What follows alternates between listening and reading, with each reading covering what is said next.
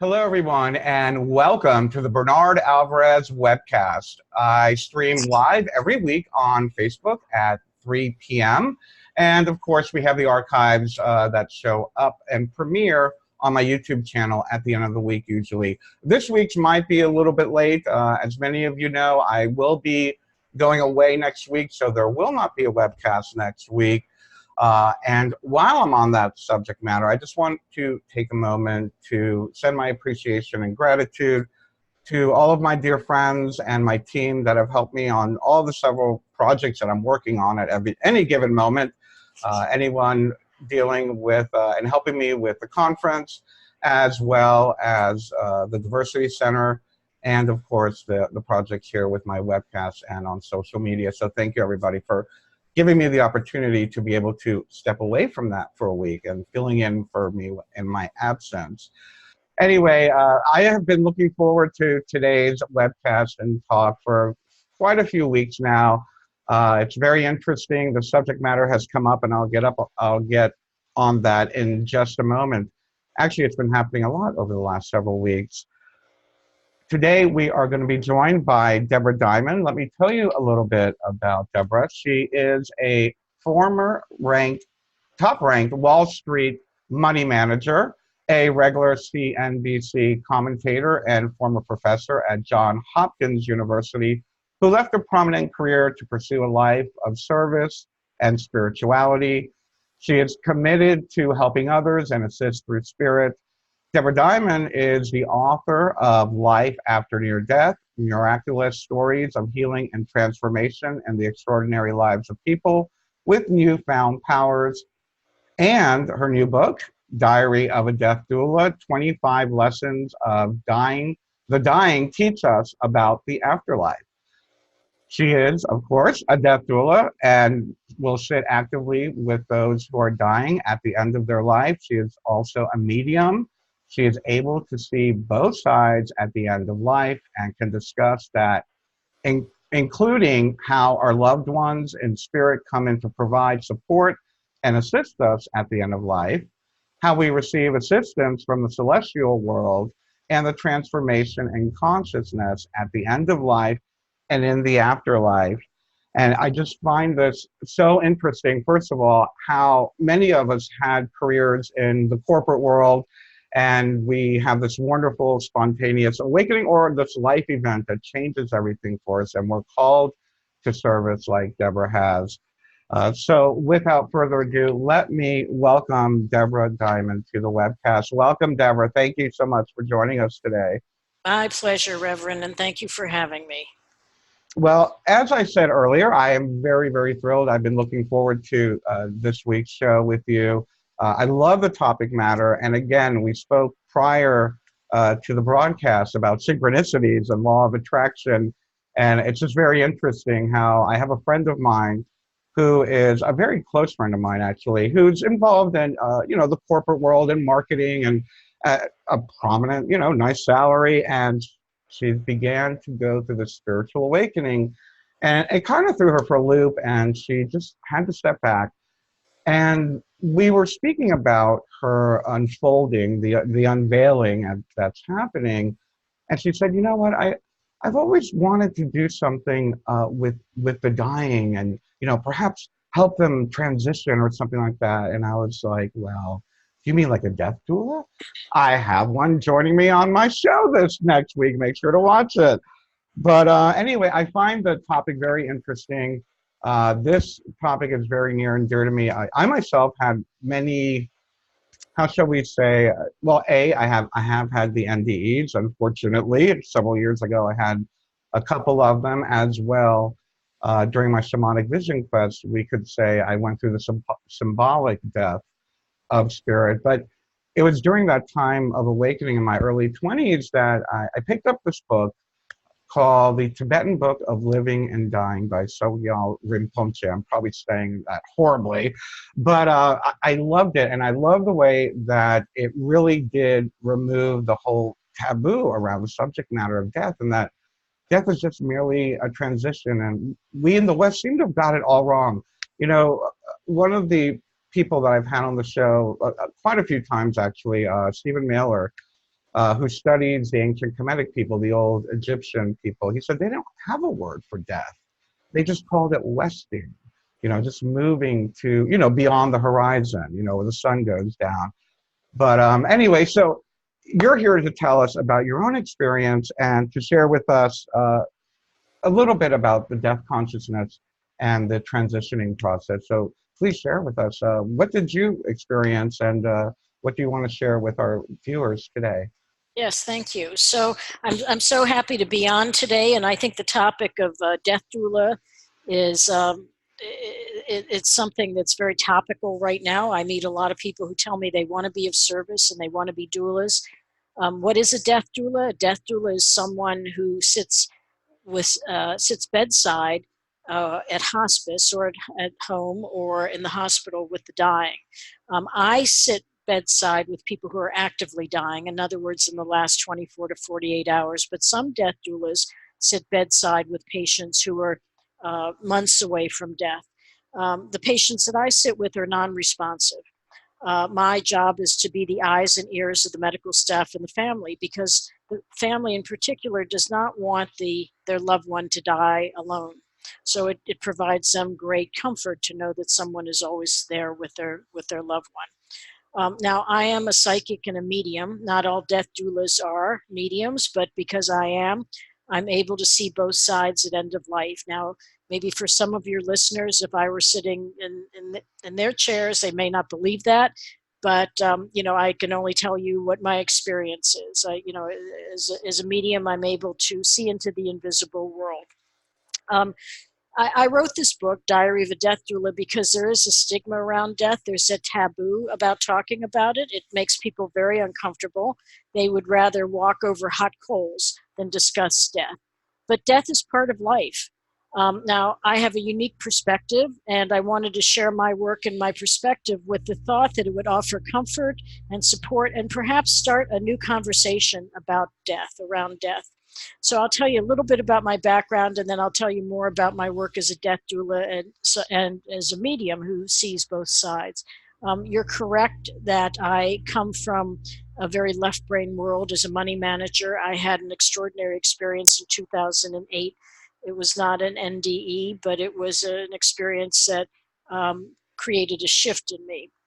And from that point forward, I wanted to be of service.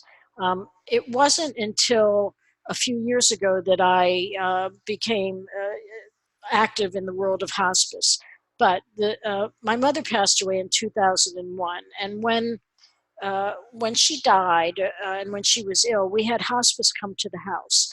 And at one point, the hospice professional handed me a piece of paper, she said, "You might want to read this." And I thought maybe it has to do with medication, maybe it even has to do with funeral arrangements. And I set it aside. When I finally picked it up, I read it, and it said, "If the body's ready and the spirit isn't, you don't leave. If the spirit's ready and the body isn't, you don't leave.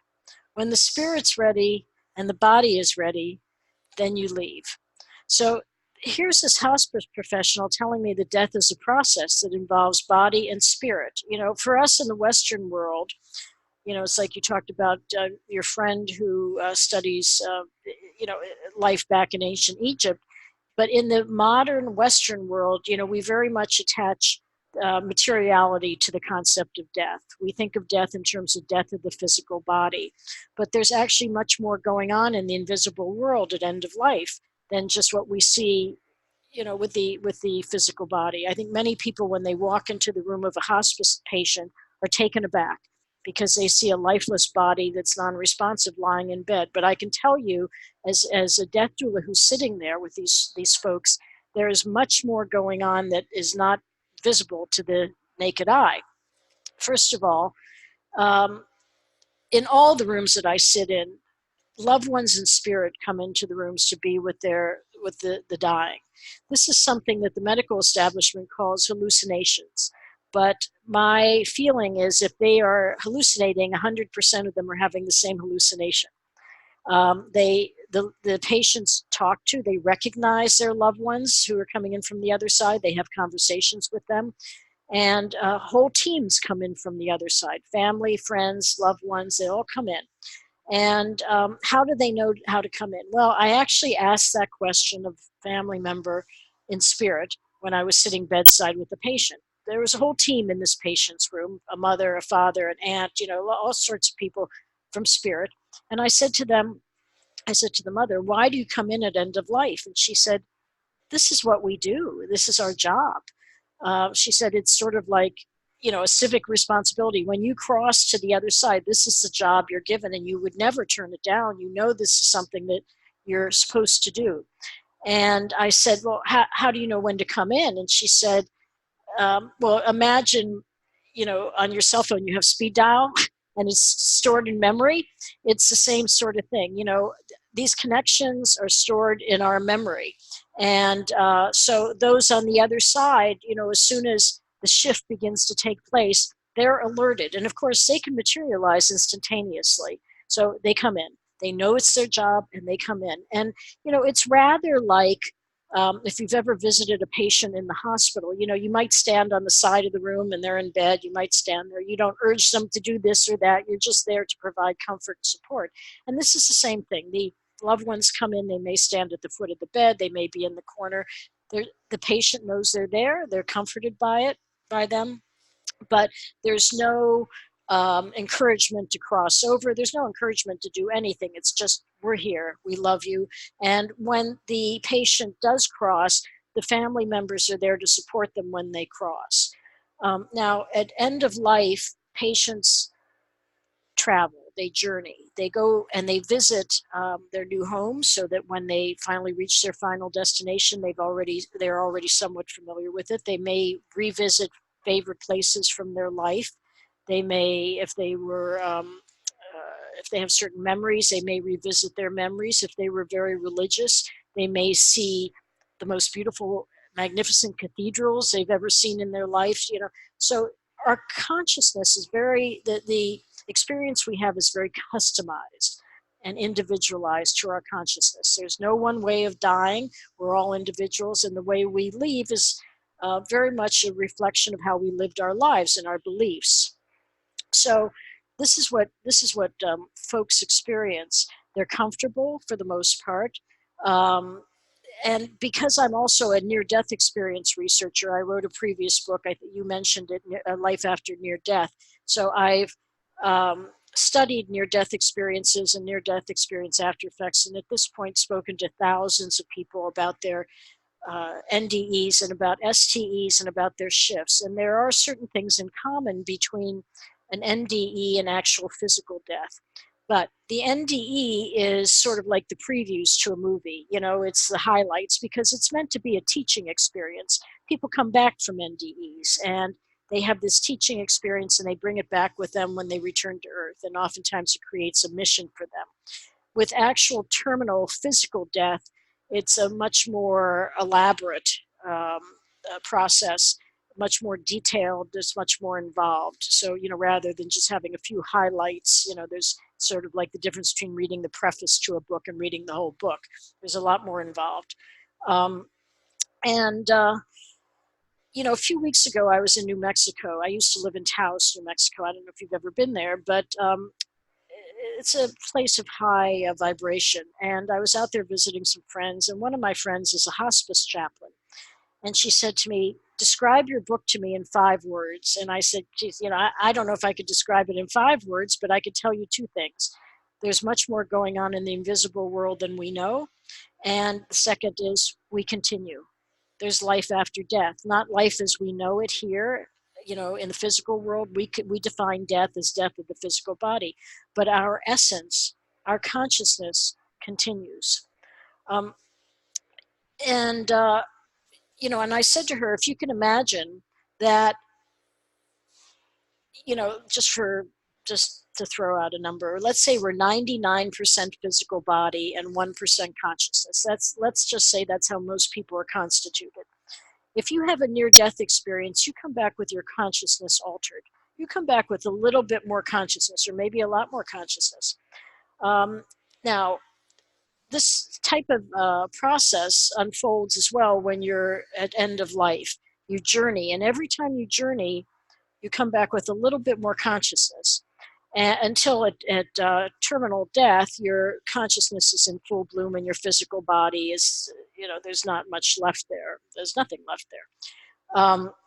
And I was telling my friend who's a hospice chaplain, and she said to me, that makes sense because I see my patients and she's with them for long periods of time. And she said, I will see them and they'll travel, they'll journey. And every time they come back, they're a little bit different.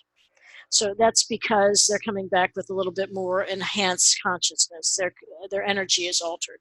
So this is also what happens at end of life. That's why it's such a profoundly beautiful journey for most people at end of life. They're experiencing things on the other side they couldn't possibly imagine when they're here. And it's such a high vibration that's what creates the beauty. They experience peace. They experience vistas they've never seen here on Earth. They experience tableaus and high vibration energy that creates peace and joy and love. Now, most people don't want to talk about death, but we need to talk about it. One thing is most people want to die at home, but very few do so because most people don't express their wishes, so they end up at hospice or hospital. So, it is important to have these conversations. And hopefully my book, Diary of a Death Doula, will promote some of these conversations. In the book, there are spiritual and very practical lessons in the book. Well, thank you so much, Deborah. I find it very fascinating, and everything you said just seems to make so much sense to me. And hopefully anybody watching it will just they can sit with it and say, hey, that's it. To me, it's like common spiritual sense, right? I don't know. Anyway, so is your new book out yet already? The book comes out October 25th. It is available for pre-order on Amazon and Barnes & Noble and IndieBound, so people can pre-order it now.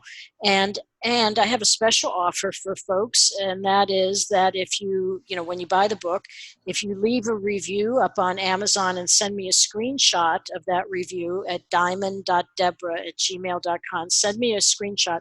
We're going to be doing a special exclusive book club with the author online for those of you who read it and leave the review. So that'll be I think it'll be really interesting for folks, so they can ask their questions and I'll respond. And I think it'll be a good opportunity for all of us to have conversation.